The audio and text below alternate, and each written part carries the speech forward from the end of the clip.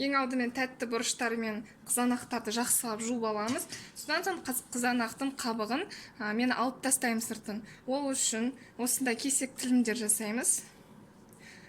Астыңғы жағын және үстіңгі жағына.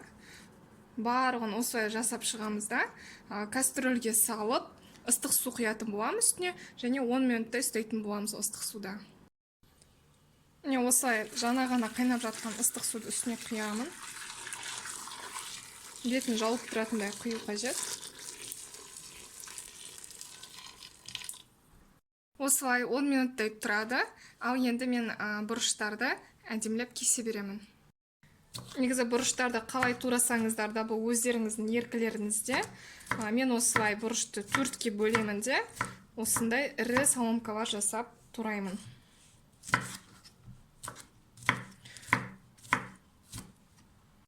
Міне барлық перецтарды біз турап болдық. Енді помидордың суын төгіп тастаймыз. Содан соң помидордың қабығын осылай оп-оңай тазалаймыз. Қазір бізге қызанақтарды ет тартқыштан немесе блендерден езу керек. Мен блендермен езетін боламын. Мінекей біз қызанақтарымыздың барлығын томат құсатып ездік. Енді осыған қант саламыз, сұйық май, тұз, барлығын жақсылап араластырамыз да, орташа отқа қойып қайнатамыз. Қайнатқаннан кейін, қайнап бастағаннан кейін 20 минуттан соң біздің бұрыштарымызды салатын боламыз. Міне менде қайнап бастады. Енді осылай 20 минуттай қайнатамыз. 20 минут өтті. Енді бұрыштарымызды саламыз, туралған бұрыштарымызды. Оларды да ровно 20 минут осылай қайнатамыз. Бізге көрінуі мүмкін, бұрыштар көп, ал томат аз сияқты болып. Оған мән бермеңіздер.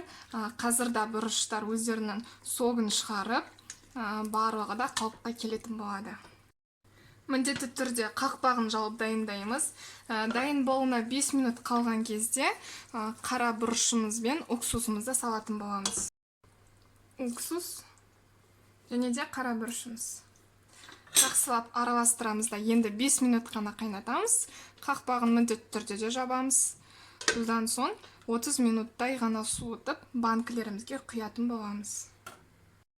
Дайын болған массамыздың барлығын стерилизовать етілген банкілерге құйып шығамыз.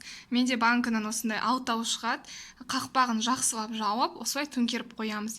Содан соң осының бетін қалың орамалмен немесе одеялымен орап қоямыз. Суығанша күтеміз. Содан соң салқын жерде сақтаймыз. Мен рецептіммен дайындап көруге кеңес беремін. Бұл рецептпен дайындалған салат өте дәмді шығады. Тіпті сіз соңында дәмін қарап көрдіңіздер. Сіздерге ұнайды деген ойдамын. Сіздермен болған Гүлжанат. Лайк басып, тіркелулеріңізді ұмытпаңыздар.